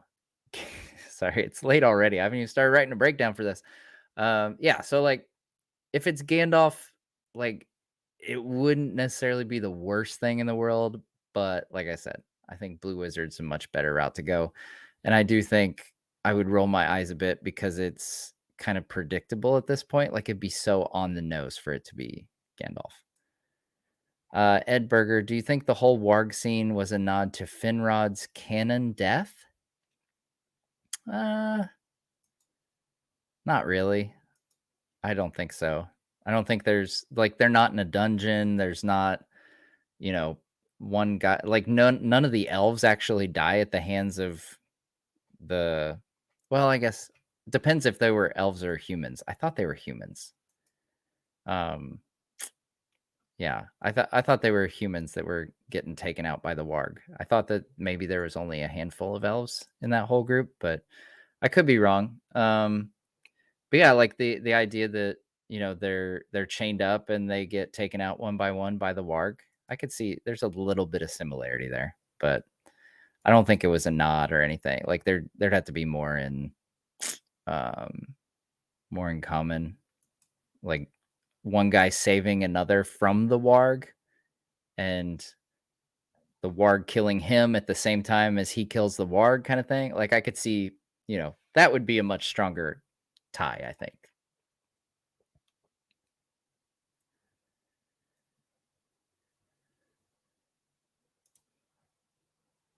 I think I read in an article that Adar is an elf. Yeah, and on his poster, he has the same stars as that were on the chainmail that Galadriel and her company wore when they were in the north. When they were searching like that fortress and stuff. So similar armor. Yeah. If it is a blue wizard, where do you think the second one will be? Do you think they would only show one blue wizard though? Hopefully Glorfindel comes too. Yeah, I would love to see Glorfindel. I think that would be like a big casting announcement for them between seasons, like to announce who's playing Glorfindel. Um, yeah, I think an awesome reveal that of the um stranger meteor man guy to be the blue wizard would be a second one showing up. It would kind of tip us off, obviously, and maybe the reason he's trying to find the stars is to meet up with the other wizard who's been sent. It's possible that they showed the meteor falling and like all these people reacting to it. But who knows? Maybe that there was multiple meteors and they were reacting to multiple ones. Might be cool. And like I said last stream, I could then use the Star Wars gif. Now there are two of them, which is always a plus. So Halbrand said his ancestors made a blood oath with Morgoth. If him being Theo's father ends up being true, maybe Theo recommitted to that oath when his blood was drawn to the sword. Theo equals Witch King. Yeah, a lot of people want Theo to be the Witch King. I don't know. Like he seems pretty young. I guess by the time season 5 rolls around, he'll age quite a bit, like the actor and stuff. But he seems kind of young to turn into the Witch King to see him as the Witch King right now. But yeah, I mean he'll age obviously. Presuming that it's going to take at least 5 years to get through 5 seasons of the show, probably much longer based on the production of this show. I still think Halbrand makes the most sense for the Witch King, though. Yeah. I don't know. I feel like I don't know. Maybe there's something with the sword, and maybe the sword, it's kind of like the whole reverse Aragorn thing, where we've got the shards of Narsil for Aragorn, and we've got this broken black blade for Halbrand. And maybe it is, a blood. Okay, so a blood oath, maybe the secret to like getting this sword activated is you actually have to give your blood, and it works for the heir of that original king who swore the blood oath or something. But I don't think he's like recommitting the oath. That would seem weird that he's like to commit an oath without knowing that you're doing that would be kind of odd. Peter Crowley, thanks, Matt. You've reignited my love for Tolkien after a long time over this last year or so watching your channel. That's awesome. Thanks, Peter. And thanks for the super chat.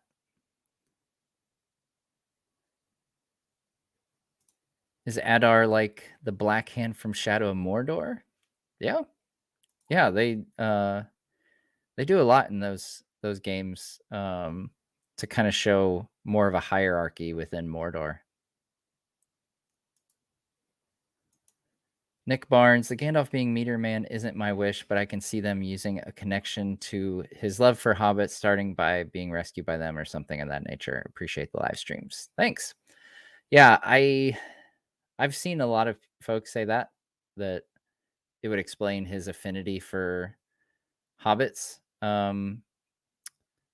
But I mean, that's also in the books. You find out that Gandalf helps them during, is it the Long Winter? Is that right? And that's where he kind of first sees their hardiness and starts to develop an appreciation. So yeah, I don't think it's like a necessary, we don't need to explain why he's, has an affinity for hobbits, but I don't know. They could make it make sense and it could be fine. I'm just very much on Team Blue Wizard.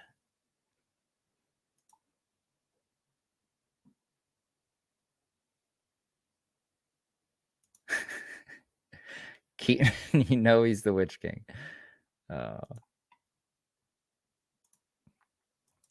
Elendil's daughter accepted into the Builders Guild. Will she construct the Temple of Morgoth? Ooh, that's dark.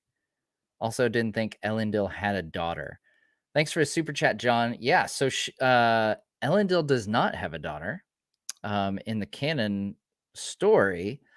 But what is interesting, so if you listen to, or if you watch my video on The Lost Road, it is an abandoned time travel story that Tolkien wrote. So he and C.S. Lewis, they decided to it was kind of like a challenge where Tolkien would write a time travel story, C.S. Lewis would write a space travel story. And C.S. Lewis's work ended up being his space trilogy. And Tolkien's is this Lost Road that he wrote 4 chapters of. And the idea is that there's fathers and sons over time who are connected, like their names mean the same through generations. It's very much like it in the video. I bring up the fact that it's a little bit like Assassin's Creed almost feels like, where you're like going back and living through your ancestors kind of thing. But in that story, Elendil, it's kind of hinted at, like the terminology is kind of open to interpretation, but you get the sense that he might have adopted like the daughter of his friend who had died, because they refer to her as a maiden of his house. So yeah, I've seen people interpret it both ways. I kind of look at it as like an adopted daughter thing. But there's definitely a I wouldn't say it's like Oh yeah, he definitely had a daughter, but it's kind of interesting that, you know, that it's not like this crazy thought that like at one time there was a, you know, potential adopted daughter situation with the character of Elendil. So it's not like this, you know, crazy idea for him to have a daughter. But yeah, you should check it out. Lost Road. It's very interesting. It's a time travel element. We actually get some dialogue um, of Elendil, and I think it's Elendil and Isildur. Is that right? Or no, Elendil and his father, maybe. I can't. I'm kind of confusing, kind of confusing the characters now in my head. But yeah, in Lost Road, I think it's between Amandil and Elendil.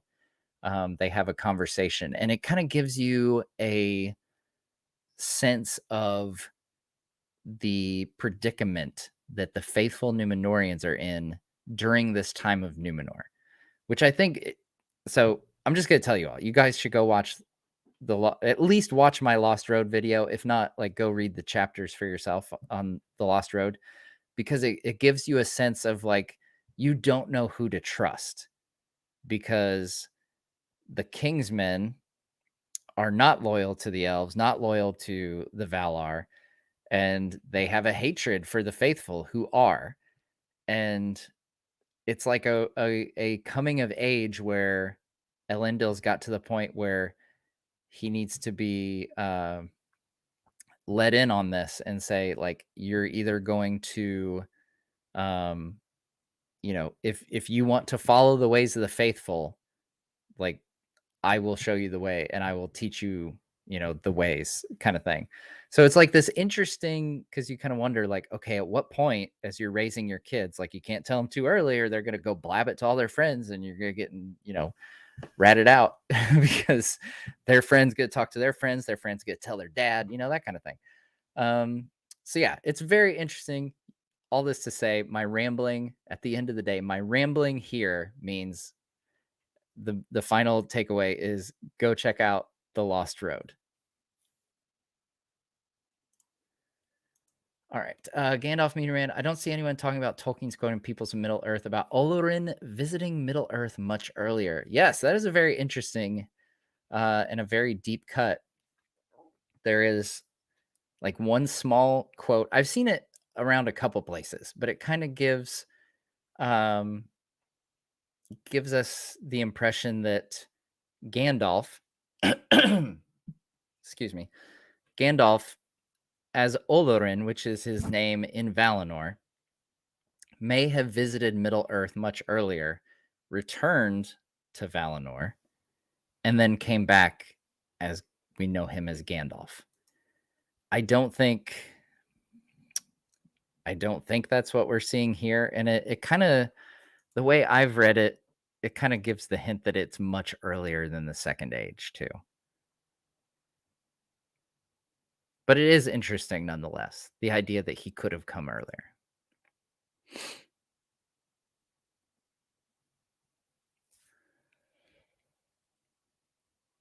Oh man. Sorry. All right, we'll do like 5 more minutes here, guys, and then I'm gonna sign off so I can jump on this breakdown and hopefully get a good breakdown for you guys on this episode. Um, Weight of the World. Halbrand seems most likely to be Sauron. His first line was "Looks can be deceiving." Later, lightning struck their raft. Yeah, I think it was technically his second line said "Looks can be deceiving" because first he said something about tides go in and out. Yours or some, I don't know. It was something about like, hold up, your fortunes might be going good or not so much or something. I can't remember the line. Um, yeah. Yeah, I can't remember. But yeah, that was one of his first lines was looks can be deceiving. And it could be I mean, it could be he is Sauron. Who knows? You know? Um, I like the Witch King idea, like I said. Um, and it could be, you know, they might throw in some of these things to like keep us guessing. Earian means sea daughter. There you go. That's the Elendil's daughter's name.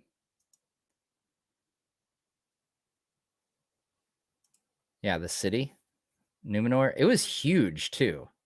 So many like houses and stuff. That's what I was kind of surprised by, was how many like smaller buildings were like all on the mountainside.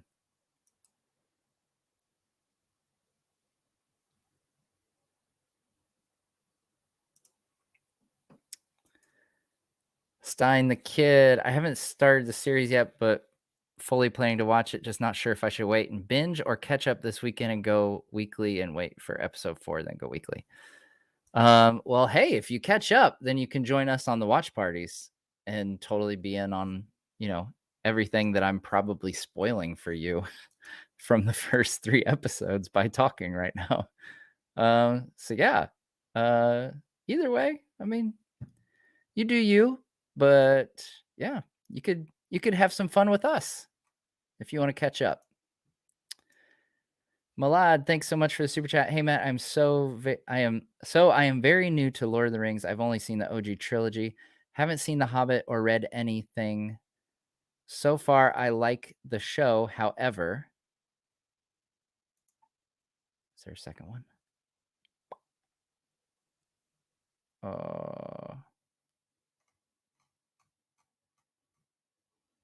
Okay.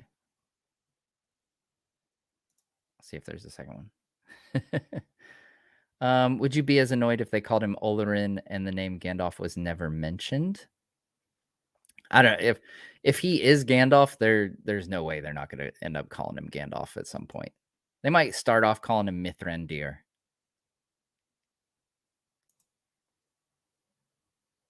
Do you think the series will end with the War of the Last Alliance if they consider making other seasons? Yeah, I think this series is ending with the War of the Last Alliance. Yeah. I mean, who knows? They could do spin-offs, I guess. But no, I think this story, the Second Age story, I think they've got a roadmap and that it'll end with the Last Alliance. Could Halbrand end up becoming the king of the dead? I don't know. I don't see him like swearing an oath to Isildur after the like if his backstory is his ancestor swore an oath to Morgoth, and then him to turn around and swear an oath to someone else seems like maybe inadvisable. maybe his family should just take a break from oaths. Maybe poor Sadok was reading a hieroglyphic version of the Voyage of the Dawn Treader and is confounding Lewis's little Lilendil with Tolkien's Earendil. Oh, there you go. That's probably what it was. That makes sense. Oh, here's the other one. Okay. Malad, thanks for the super chat. However, I think the first 2 episodes had way too much exposition, not much story. I haven't seen the new ep, but love watching your videos. Saw Theory talking about you on Nerd Theory, so that's how I've heard of you. Oh, cool. Yeah, I love Star Wars Theory. Yeah, he's a good dude and has been super nice, and I've asked him for advice here and there on doing this whole YouTube thing, and he's been super awesome. I love watching his stuff, especially Nerd Theory. And Josh and I actually DM quite a bit about this show, so he'll ask me questions. Like when I was freaking out about a potential Galadriel Halbrand romance plot line, which thankfully did not seem to be there. Goodness. But he sent me a message, was like, so wait, would this really be that big of a deal? Like trying to measure how much of a drama king I was being. But yeah, no, those guys are good dudes. Yeah, I think it is nice, like, now that we're in episode 3, like, it seems like we're starting to get going on, like, what the story of the season's gonna be, and less about, like, what prologue kinda stuff is going on. Halbrand took it, and then Galadriel used it to threaten Elendil, and he never mentions that it was just lifted off him. Oh, I see.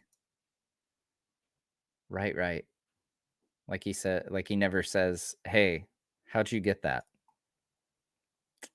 Yeah, that's a good point. Unless it's just one of those things he's like, "Well, those crazy elves, they sure are sneaky." Elrond is Gil-galad's herald. What does that mean? So a herald, um, from my understanding, that's the guy who like carries your banner, stands next to you in when you march into battle. I think there's other duties and stuff too. So we see Miriel is the Queen Regent in this show, is what the title they've given her, where so she basically is like a ruling queen without being the queen. She's Queen Regent. So she has the power of as if she were the queen, if that makes sense. So eventually, after Rivendell is founded, um, Elrond will become the vice regent of Gil-galad, um, in Eriador.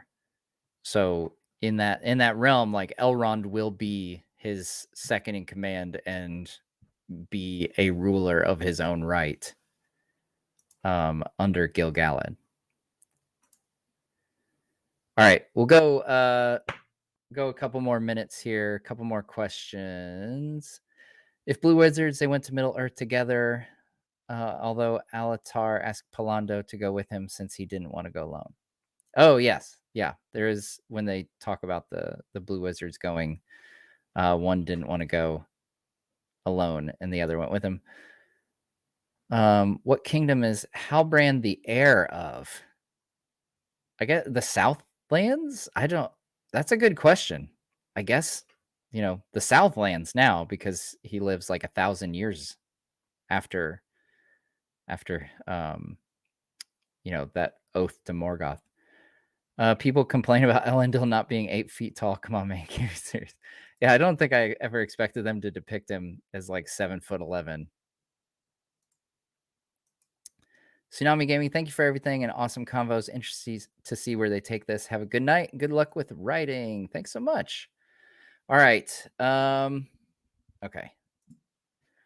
Luke, what specifics does Tolkien give about the actual identities of the kings who became Nazgul? So we know one is named Kamul the Easterling. So he's from the east. Makes sense. Easterling. And then we know 3 were lords of Numenor. So, and they weren't all explicitly kings.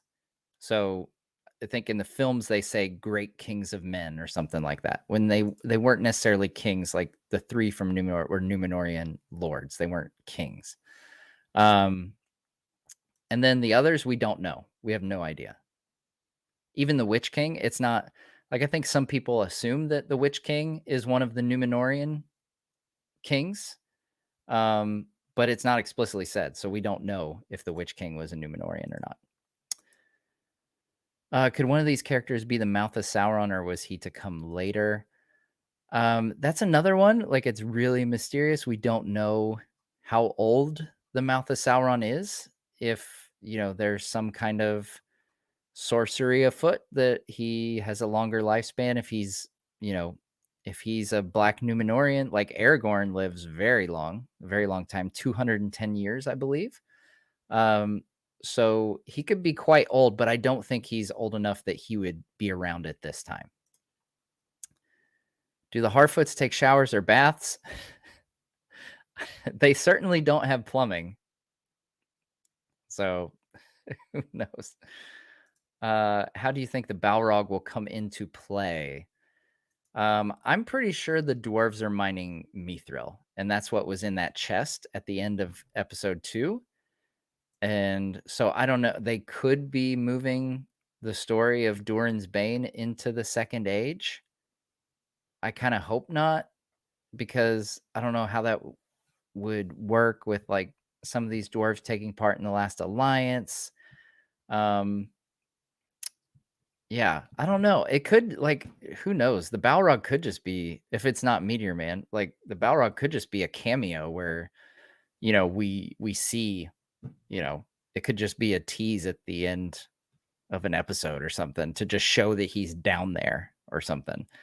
That might be anticlimactic since they showed him in the Comic-Con trailer, but who knows, man? Your guess is as good as mine there. I don't know how that Balrog's coming into play. I know it'd be man, if there was a Balrog like running around Middle Earth, that would certainly cause some issues, I would think. Jansen, oh sorry, did I miss a super? What was your super there, Jansen?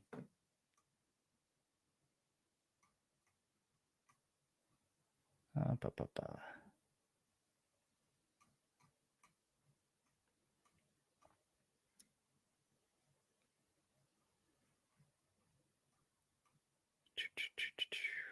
If it's a Silmaril, I'll stop watching the show. Yeah, I don't think it's a Silmaril.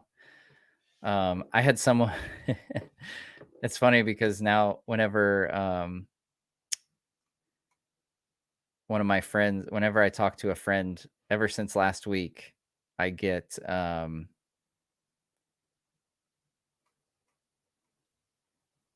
like a 10 to 20-minute conversation asking me questions about the show and like making sense of things.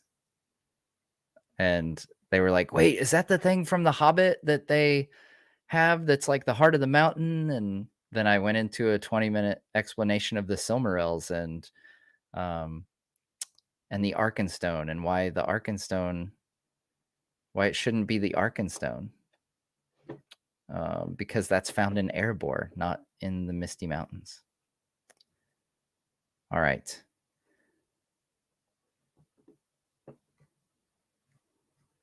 All right, guys. Well, we've had a great chat tonight. This has been a great crowd. So be sure to hit the like if you haven't already.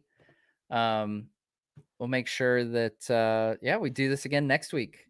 If you haven't already, I've got my breakdowns up for episodes 1 and 2 with all the Easter eggs and everything that I managed to find. And I'll be doing the same right after this. I'll be queuing up the episode again, writing out my script, and hopefully tomorrow morning by like 8 or 9 a.m. Eastern time, I'll have a breakdown for you guys. So it's going to be a long night here in the Nerd Cave, but it's fun stuff. I like diving into this stuff with you guys. It's always an absolute pleasure. Shout out to my moderators. I haven't thanked them enough. They do a phenomenal job of keeping the chat clean and making it a fun place for people to hang out and for people to, whether it's praising the show or criticizing the show, it's all fair game here as long as we're keeping it civil and being kind to one another. You guys keep telling me to get some sleep. I will get sleep eventually, but the first thing I'm going to do is this breakdown video because that's what I do. I can't go to bed knowing that I have a breakdown video to do. So it's going to happen. All right. Well, thanks so much for tuning in, guys. We'll see you next time. Love you guys. Have a good week, and we'll see you here next week for the next watch party. I've already got it up, so you can already maybe if we can drop a link in the chat here for episode 4. We'll do the same thing next week, guys. Keep it real, and we'll see you here next time on Nerd of the Rings.